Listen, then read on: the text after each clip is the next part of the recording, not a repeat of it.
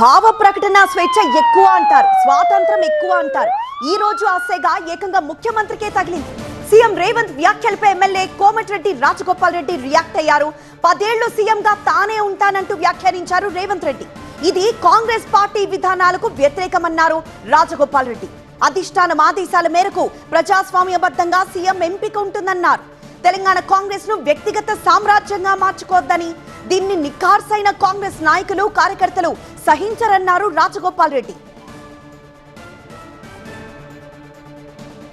అసలు నిన్న నాగర్ కర్నూలు జిల్లాలో పర్యటించిన సీఎం రేవంత్ ఏమన్నారో ఓసారి చూద్దాం.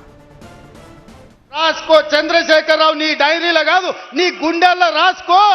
నీ కొడుకు గుండె మీద రాయి. 2034 వరకు ఈ సోదరుడు పాలమూరు బిడ్డ తెలంగాణకు ముఖ్యమంత్రిగా ఉంటాడు. పాలమూరు నుంచే ప్రజా ప్రభుత్వాన్ని నడుపుతాం.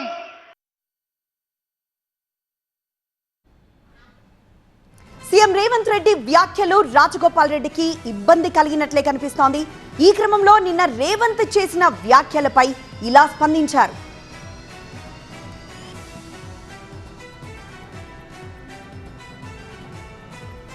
ప్రస్తుతం మనం రాజగోపాల్ రెడ్డి ట్వీట్ ని మనం చూస్తున్నాం. నిన్న రేవంత్ రెడ్డి చేసిన వ్యాఖ్యలకి సంబంధించి రియాక్ట్ అవుతూ 10 ఏళ్లు నేనే అంటూ రేవంత్ వ్యాఖ్యానించడం, రాబోయే 10 ఏళ్లు నేనే అని ఎలా అంటారు అంటూ తెలంగాణ కాంగ్రెస్ ను వ్యక్తిగత సామ్రాజ్యంగా మార్చుకునే ప్రయత్నం చేయొద్దు అంటూ ట్వీట్ లో పేర్కొన్నారు రాజగోపాల్ రెడ్డి.